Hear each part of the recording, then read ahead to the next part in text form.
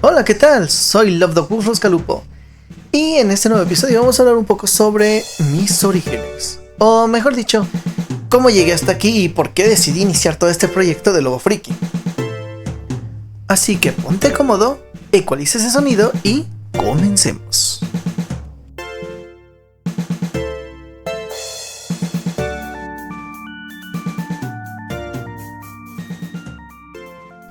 Como todas las personas, yo también tengo una historia un poco curiosa que contar. Pero en esta ocasión solamente hablaremos de los detalles más significativos que llevaron a desembocar aquí.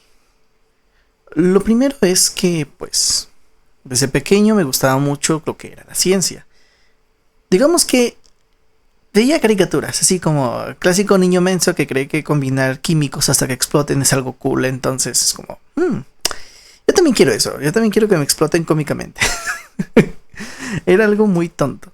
Pero realmente de ahí, o más bien, parte del interés que tuve en la ciencia nace de estos estereotipos que salían en las caricaturas.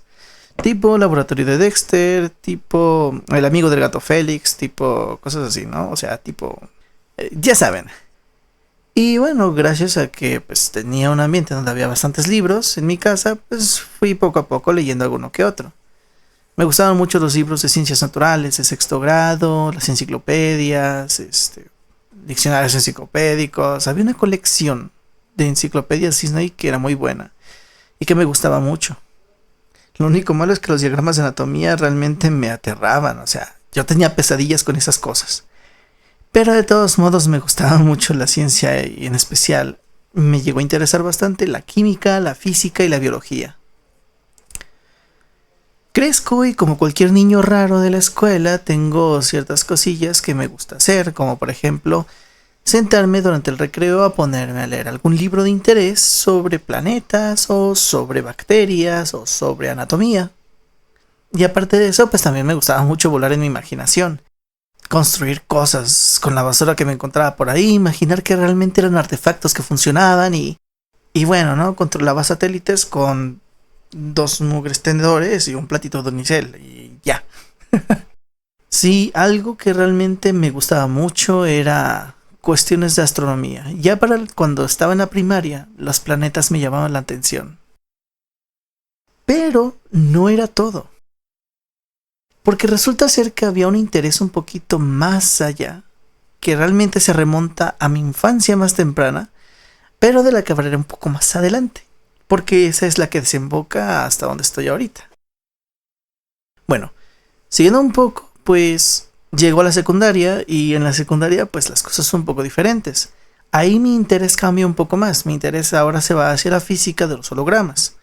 Sigo estando interesado en astronomía, sigo estando contento, sigo usando mi telescopio para ver la luna, pero ahora mi interés mayor está sobre los hologramas y la física que hay en la acústica y no recuerdo cómo se le llama la parte de imagen. Esperen. No,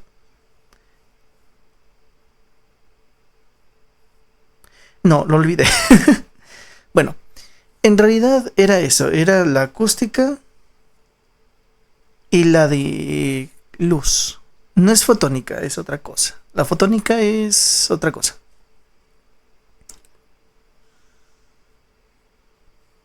Entre la acústica y la óptica. Ya recordé. Pues bien, la cuestión es que aquí había un problema, porque los hologramas, como yo los imaginaba, que es como los pintan en la ciencia ficción, no son como los hologramas reales. Y yo buscaba mucho cómo hacer hologramas. Y estaba, no, con un láser, con esto, otro, aquello. Y no.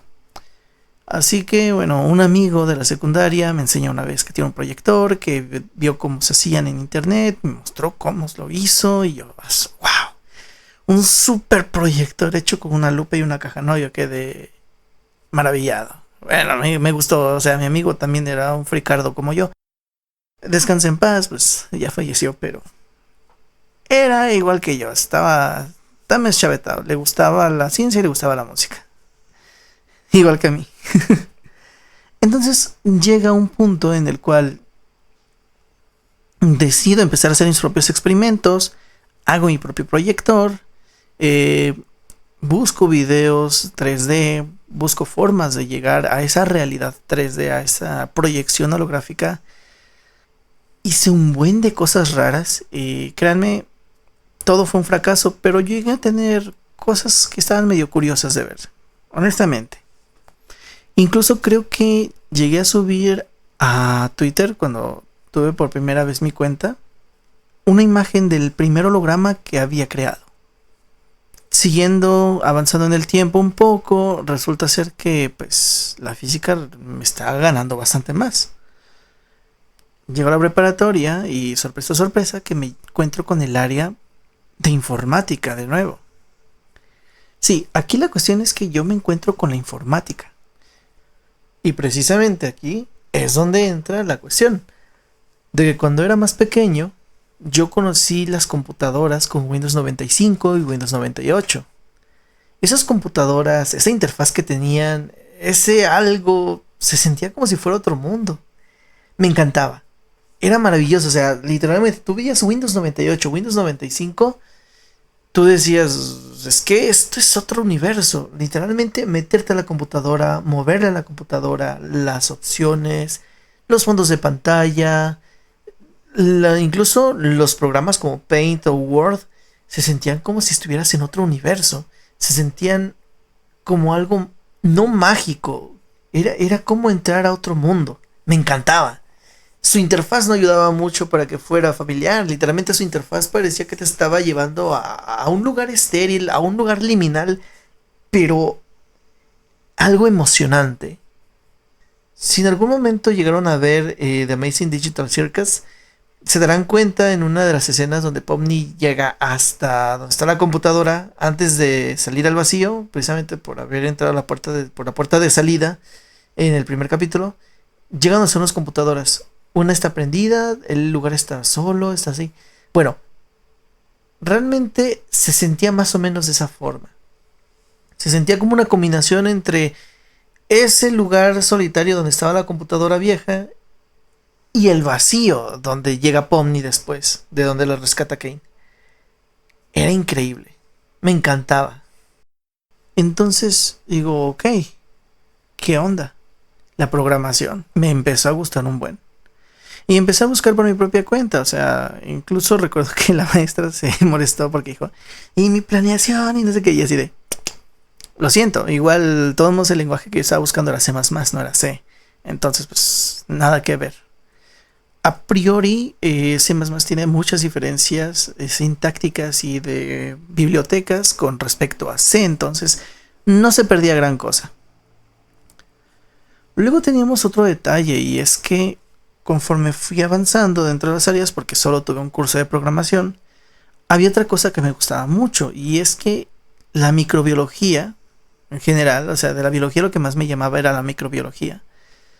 Me tocó hacer un proyecto y lo hice sobre la evolución, con experimentos como el zorro gris de Belyayev o las pruebas de adaptación de especies, los experimentos de Mendel que había hecho. Me acuerdo haber leído una vez que decía, Mendel no podía experimentar con animales porque era considerado no apto o algo que no era decente para un sacerdote. Entonces él tenía que experimentar con flores.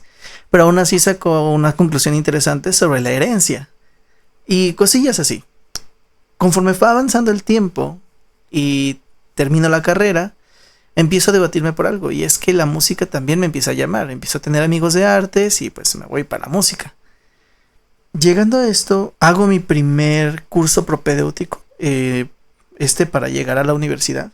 Y el primer curso propedéutico que hago lo hago con mis amigos para ir a mecatrónica.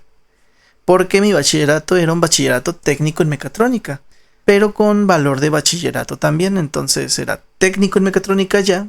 Y bueno, también tenía unas cosillas por ahí de bachillerato, digamos, de nivel curricular. Entonces podía irme a cualquier carrera. Tenía un profesor que era en ese momento el coordinador y nos estaba insistiendo en meternos al TSU, que es Técnico Superior Universitario. Digamos, es como el eslabón entre el técnico y el ingeniero para mecatrónica. Pero honestamente no me gustó mucho la idea. Hice el propedéutico, todo aquí y allá, Y al final cuando saco la ficha, que por cierto la saqué a medianoche en el día que se cerraba y todo, o sea, todo para no entrar, meto mi ficha, y en la desidia y todo eso, digo, ¿sabes qué? Voy a meterme a sistemas, sí o sí. Sopesé mucho, a pesar de que parecía una decisión de medianoche hecha todo dormitado, porque en realidad me gusta mucho la informática y dije, de aquí ataco. O sea, ataco los problemas. Bueno, entro a la universidad, hago el examen. Honestamente, yo y un amigo no estábamos bastante estresados. Decíamos, no, es que tenemos tantas preguntas de español, tantas de matemáticas, tantas de química, tantas de esto, lo otro, aquello. Incluso el mismo día, creo que fue en la mañana antes del examen, o fue en la tarde antes del examen, estábamos ahí como de, no, pues es que son tantos. Y me acuerdo que uno de los amigos que estábamos ahí, o sea, no, pues es que son 20 de español y 20 de matemáticas, 60 y 20 de química, 40. Y fue un relajo. Me encantó, estábamos estresados, estábamos nerviosos, estábamos emocionados. Y a pesar de eso, a pesar de todos los nervios y todo, resulta ser que si paso el examen de admisión, entonces entro a informática. O bueno, a ingeniería, o dicho bien, licenciatura en ingeniería en sistemas computacionales. Aquí es donde me doy cuenta de algo curioso, y es que conforme fuimos avanzando en la carrera, porque pues, en un inicio era fundamentos, y esos fundamentos era programar en C y aprender lógica de programación, aparte de algunas otras cosas que tenían que ver con matemáticas, como cálculo, cosillas así como matemáticas discretas, era también una muy buena materia y honestamente una que se recomienda. Mira, si quieren estudiar una carrera en sistemas, si quieren estudiar programación o aprender lógica, tienen que irse sí o sí por las matemáticas discretas. Es un área muy complicada a priori, pero una vez que entienden las bases, realmente es un área muy sencilla y les va a facilitar bastante la lógica de programación, especialmente aquellos que se vayan a bajo nivel, ensamblador, C. Bueno, aquellos que quieran convertirse en programadores de bajo nivel, definitivamente van a agradecer esto. Y más cuando hablen de apuntadores, porque cuando empezamos a trabajar con grafos y con esto, hablamos de listas enlazadas y todo esto. Es un relajo porque uno tiene que abstraer mucho la forma en la que trabajan este tipo de elementos. Cuando tienes un apuntador que apunta a una dirección, que guarda una dirección, que apunta a otra dirección, y esta dirección es vacía y se le tiene que asignar. Eso es un apuntador. Generalmente se hacen de 2 apuntadores porque ya 3 es mucho, 4 ya es pasarse. Y bueno, así es la cosa. Vamos avanzando en la carrera y me doy cuenta de algunas cosillas interesantes, que es que una gran parte de la ingeniería en sistemas no está dedicada del todo al área matemática. Y lo poco de matemática que hay en realidad es un tronco común con el resto de materias, que se profundiza aún más en materias como física o electrónica. Honestamente, yo aquí es donde pongo un ojo muy crítico, y es que la computación nace de la matemática y de la necesidad de traducir la matemática a procedimientos computacionales o automatizados, y que casi no haya matemáticas, o que las matemáticas que haya como que no se den su tiempo de estudio, sí es algo como que me hizo un poco de ruido. Pero en fin, en realidad sí en la informática no llevamos tanta matemática, pero se puede solventar. De nuevo, hay muchas cosas interesantes que se profundizan y funcionan. Pero lo importante es entender ciertos detalles de lógica y ciertos detalles de matemáticas discretas, y creo que con eso se cubre bastante. Ya después, si uno quiere meterse con cálculo, con ecuaciones diferenciales, con tensores, con topologías, bueno, ya cada quien sabe con qué sufre. En lo personal, yo sí me quiero meter con eso, en especial por el tema que estoy trabajando actualmente, pero eso vendrá hasta después.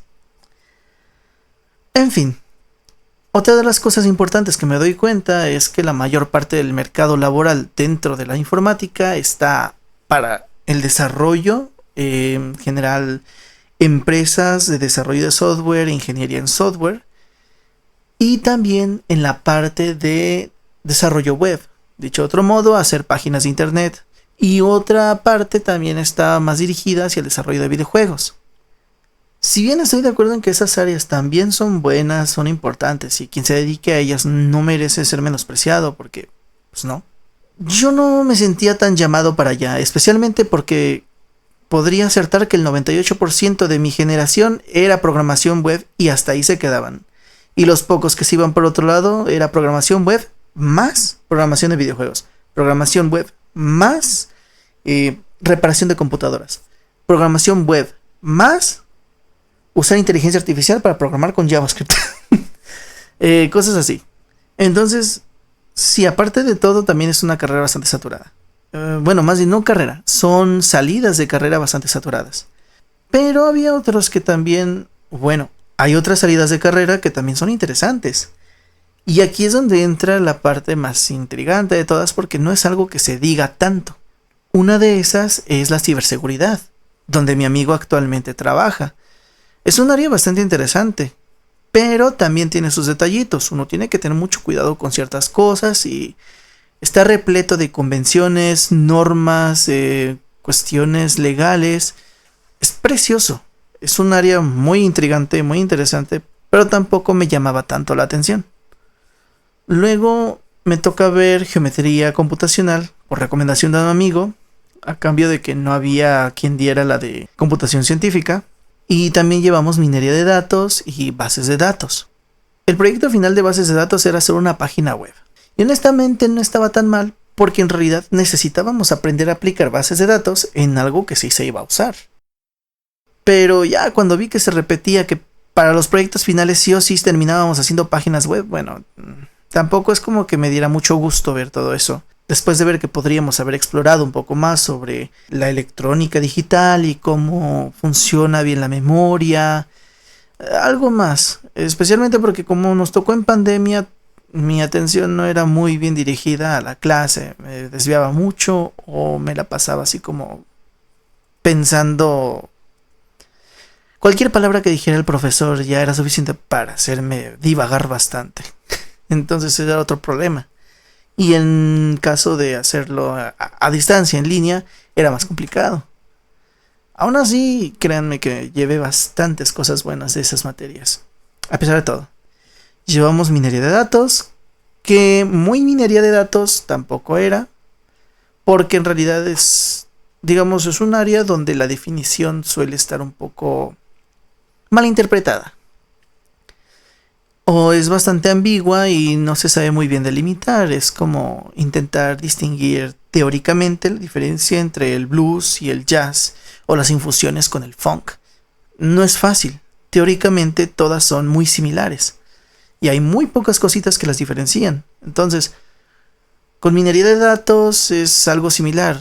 No sabrías muy bien definir minería de datos si no tienes muy bien definido el resto de cosas como visualización de información o como tratamiento de datos o como métodos de clasificación, porque la minería tiene más o menos un poco de eso, pero va dirigido a la forma en la que nosotros buscamos información dentro de un conjunto grande de datos, o al menos de dicho de una manera bastante también simplificada. En fin, la cuestión aquí es que conforme voy avanzando y me voy dando cuenta que hay un área de la computación que se utiliza para la ciencia y que es un área real que se llama computación científica, ahí es donde comienza realmente mi interés.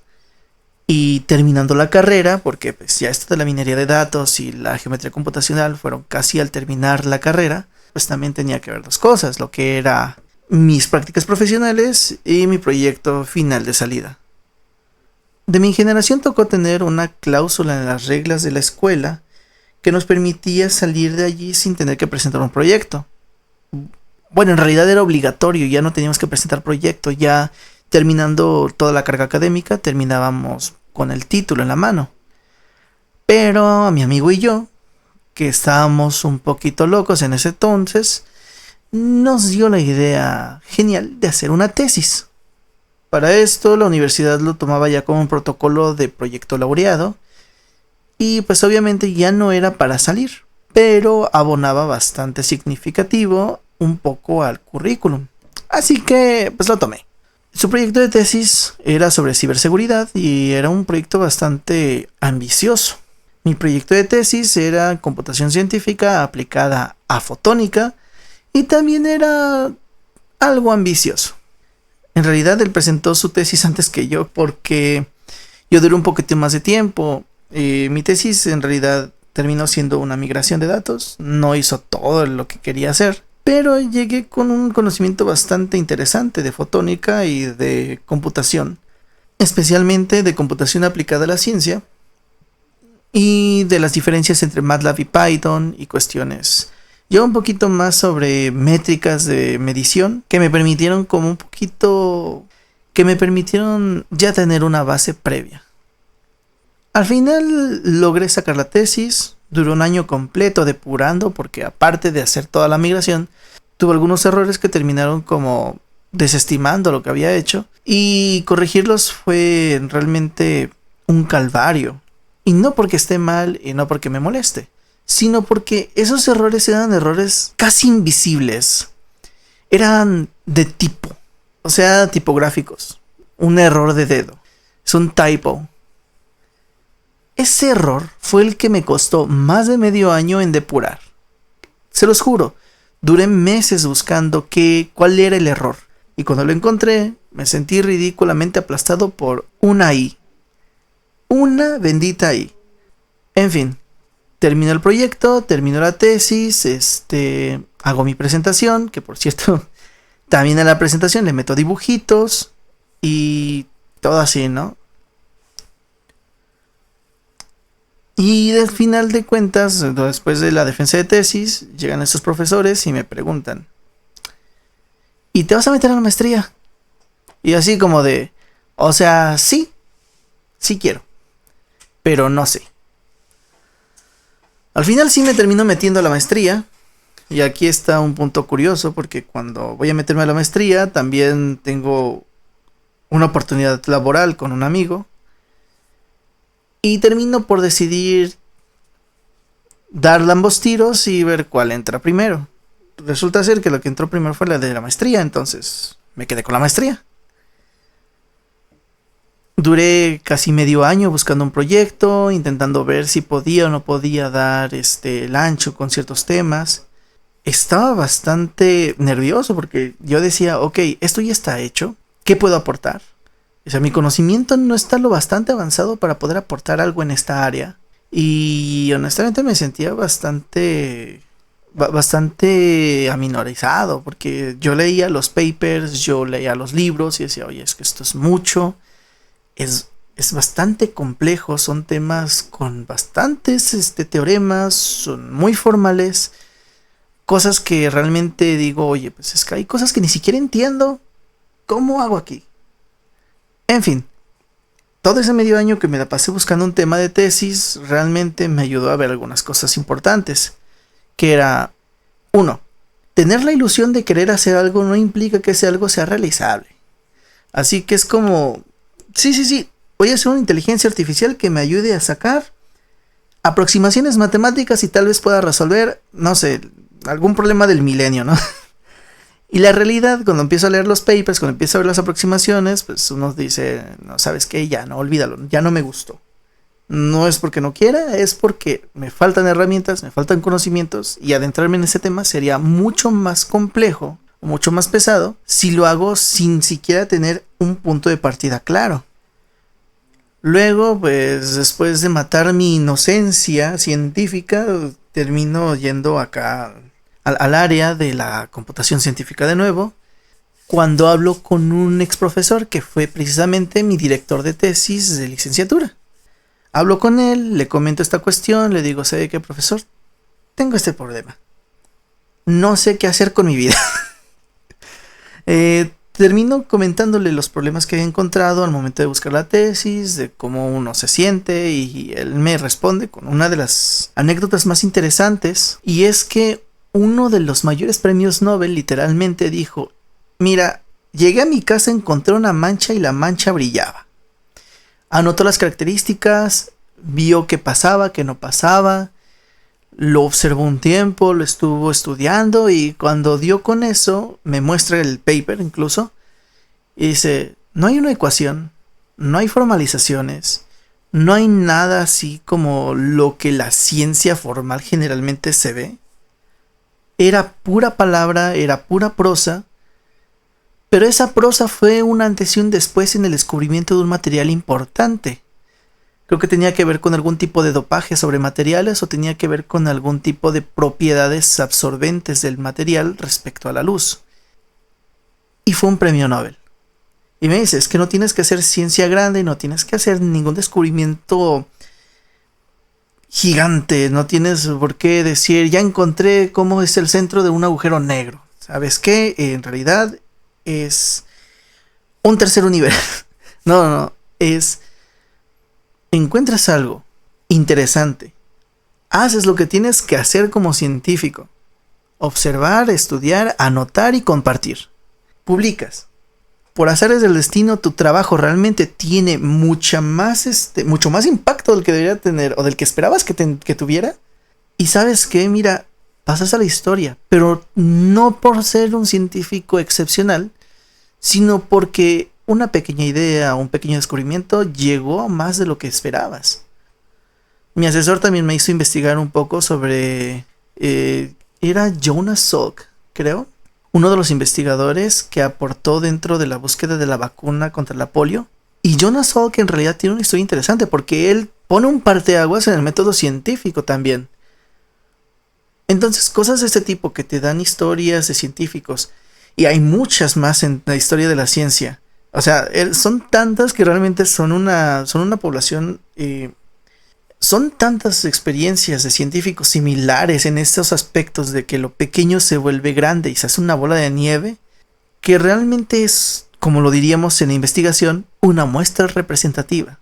Y te da la idea de que para hacer ciencia o para hacer cosas interesantes y cosas importantes no necesitas tener como el laboratorio más caro del mundo, las computadoras más importantes, sino más bien tener un problema o tener un objeto de estudio interesante, trabajar sobre eso y tal vez ni siquiera lo que quieres encontrar sea lo que vas a hacer. Tal vez tu mayor aporte sea a través del proceso, a través de la observación o a través de resolver el problema que no te permitía terminar la investigación principal. Este tipo de cosas te dejan con la idea de que hacer ciencia no es nada intuitivo. No sabes qué va a ser el próximo parteaguas en la historia de la ciencia, pero tampoco que no va a ser. Realmente lo más relevante de todo esto y lo que me llevé en esa plática o en esas pláticas con mi ex asesor y con mi actual asesor es eso. La ciencia tiene sus puntos fuertes cuando hay algo que es interesante y es relevante. Por mucho que en sus inicios tal vez ni siquiera haya sido importante o tal vez sea solo una curiosidad del día que me encontré.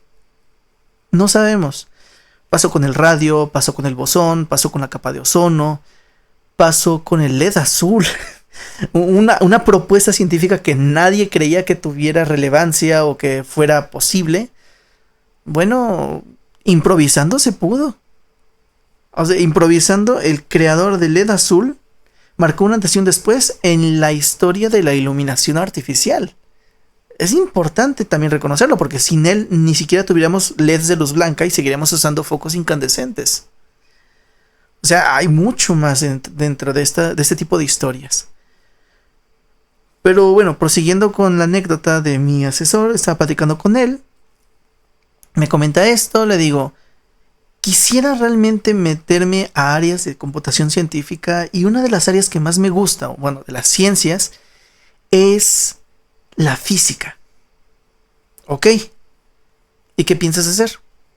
Bueno, tal vez terminando la maestría pueda empezar también a trabajar un poco más dentro de áreas de física y cosas así que me gusten. Entre tanto, las áreas de física que hasta la fecha más me apasionan son la física de lo pequeño, la física cuántica, y la física de lo macro, la astrofísica. Y esas dos áreas, aunque parecen dos áreas completamente diferentes, están unidas por un hilo pequeñísimo. Y ese hilo pequeñísimo lo traen los agujeros negros y lo trae la gravedad. En fin, mi ex asesor me comenta que conoce a unos doctores, que tal vez podría hablar con ellos porque ellos se dedican a la física, están un poco más dentro de la experiencia, ya han estado en otras instituciones y bueno, me lleva con ellos.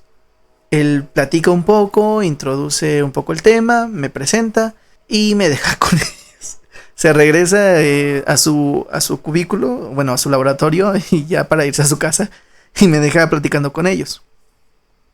Lo más importante de todo que pasó allí es que, hablando con ellos, resulta ser que hay muchas cosas dentro de la física que pueden ser vistas desde la perspectiva de un informático. Eh, y algunas áreas pueden ser tomadas, pero si algo me advirtieron para poder irme a una facultad de física, es que precisamente tendría que llenar un poquito ese vacío curricular que tengo respecto a las matemáticas y respecto a la física. Al ser un ingeniero en sistemas, en realidad no tengo mucha profundidad en esos temas. A lo más que llego es a poder hacer unas derivadas en múltiples dimensiones y realmente con ciertas reservas porque pues, no soy tan bueno. En fin, la cosa va mucho más allá cuando les comento que me gustaría tener una propuesta de tesis que tuviera más o menos esos detalles, porque realmente ya no sabía qué hacer, porque las propuestas que tenía estaban mucho más allá de lo que yo podía abarcar en ese momento, al menos por mi cuenta, porque tanto mi asesor como mis compañeros o así, pues no tenían nada que ver con esas áreas. Entonces, pues estaba solo en esa búsqueda. Mi asesor podría hacer algo, pero solo desde su experiencia, y obviamente como investigador, pues no tienen mucho tiempo más que para lo más esencial. Eso también es relevante, pero se desglosará más adelante, o tal vez en otros capítulos. La cuestión aquí es que, terminando de hablar con ellos, me dicen, ¿sabes qué? Conocemos a tal doctor, vamos con ellos y vamos a ver qué proyectos hay. Vale. Incluso es asesor de tal doctor. Bueno, está en doctorado, es doctorante, hasta donde sé. Así que, pues bueno, vamos con ellos y todo. Sí, vamos, hablamos con ellos. Bueno, resulta ser que el doctor con el que íbamos a hablar, doctor Asensio, que es asesor del doctor con el que me llevaron para hablar un poquito al respecto de los temas, trabajaba en áreas de teoría de cuerdas. Y dije, sí quiero. Me platicó de los proyectos que tiene, de algunos detalles que hay, de cómo funciona, más o menos la cuestión de sus proyectos y de qué podríamos sacar de allí. Y me dijo, oye, pues como tú eres informático, tu asesor es informático, pues podrían ayudarnos a tener una perspectiva un poco más computacional del problema que estamos trabajando. Pues sí, hablé con mi asesor. Acordamos una fecha para reunirnos con este doctor Asensio. Y el mero día, pues ya comenta, mi asesor pues le comenta al doctor, ¿sabe qué? Pues está interesado en este tema y tal y tal. ¿Qué hay de propuestas que se puedan tomar desde nuestra perspectiva?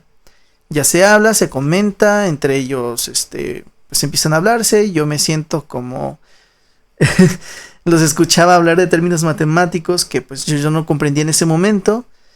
Y si ustedes tienen familia que habla alguna otra lengua y de momento los agarran así en frío, como de empiezan a hablar, empiezan a decir cosas y tú te quedas así con de, espérate, ¿qué? Bueno, así me sentía yo. O sea, literalmente estaba allí existiendo, viéndolos hablar y era como de, no poseo el protocolo. no poseo el protocolo para entender. Pues bueno, finalmente se toma esto, se hace el acuerdo, ya tomamos un tema en específico y a partir de ahí comenzamos a trabajar. El detalle es que como yo no estaba muy familiarizado con la teoría de cuerdas, pues obviamente se imaginarán que tampoco estaba muy seguro de qué estábamos buscando, así que digamos que fue una odisea de otros 3-4 meses en los que estaba empapándome del tema. Y para poder comprobarlo o para poder demostrar que ya empezaba más o menos a dominar las nociones de la teoría de cuerdas, se acordó que hiciera una presentación con los doctores. Y esa presentación, pues, fue un éxito. No estuvo completamente correcto, parte de la teoría me la corrigió el doctor. Algunas cosillas me las comentó, los fuimos platicando en el trayecto, porque también es cierto que mi presentación estaba muy sencilla. A pesar de que me llevé bastante tiempo viendo un poco sobre teoría de cuerdas. Pero al final resultó todo bien. O sea, pese a las revisiones, pese a las correcciones, el profesor dijo que sí, efectivamente, las nociones ya estaban bien cimentadas. Por tanto, a pesar de todo, fue un éxito. Una vez que ya se tiene todo este relajo listo, comenzamos a trabajar en el proyecto. Y bueno, hasta ahí queda todo, ¿no? Ya llegué a la actualidad, ya llegué al presente. Ahora, ¿cómo es que surge todo este proyecto? ¿Cómo es que surge este ímpetu por querer divulgar ciencia y todo? Pues desde más pequeño ya tenía una idea de querer compartir ciencia, responder preguntas y apoyar o aportar un poco a otras personas. Me gustaba mucho dar asesorías a muchachos de secundaria o de primaria.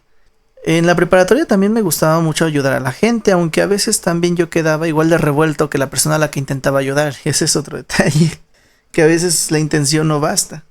De nuevo, no bastan las expectativas ni las ilusiones para decir que las cosas se pueden hacer. Algo que se refleja en todos lados, pero que vino a darme el golpe acá en la maestría cuando intenté hacer un proyecto, ¿no? En fin. El proyecto nace, o este proyecto de divulgación nace como parte de ese ímpetu. Y el empujoncito que me faltaba era que, pues, CONACYT como condición dentro del posgrado o dentro del Sistema Nacional de Posgrados, nos pide algo llamado retribución social, que en realidad es una forma de decir, ok, se te está otorgando un apoyo, devuélvele algo a la sociedad. Y lo que tocaba devolver, pues, era el conocimiento o compartir la ciencia que estábamos haciendo o que estamos haciendo en el momento. En fin, esto de la retribución social tenía varias vertientes, entre las cuales 3 me interesaron bastante. Una es dar charlas en una escuela para poder divulgar la ciencia y acercar a las personas a estas áreas, que fue lo que hice en la preparatoria, gracias a la maestra Miyuki Takahashi, por darme una oportunidad.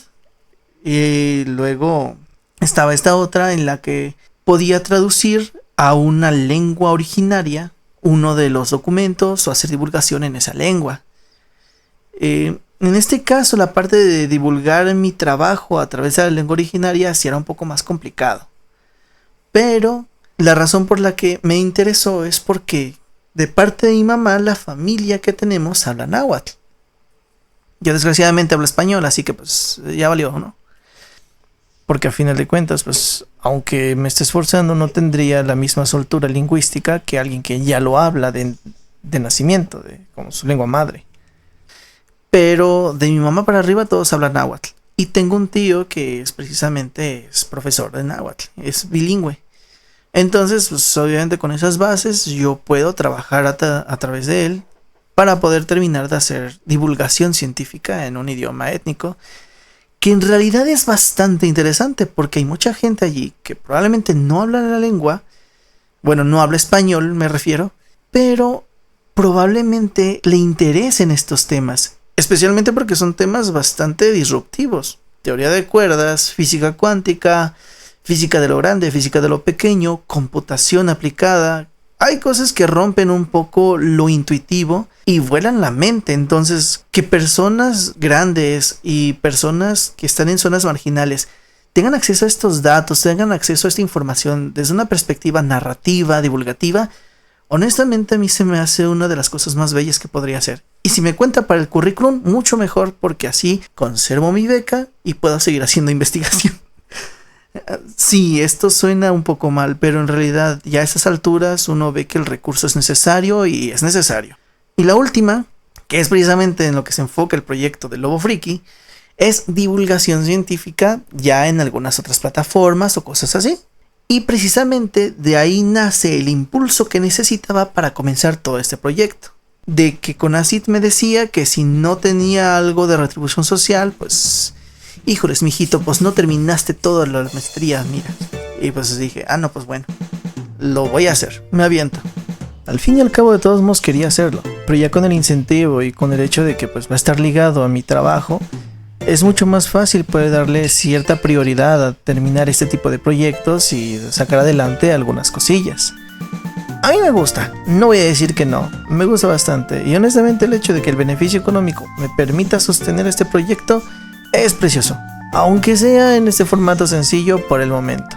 Ya más adelante veremos si crece todo. Así que bueno, aquí está el podcast. También está el Facebook, donde en la página oficial de la madriguera de Lobo Friki subo uno que otro artículo Y en esos artículos vienen las referencias de donde podrían tomar más profundización de los temas.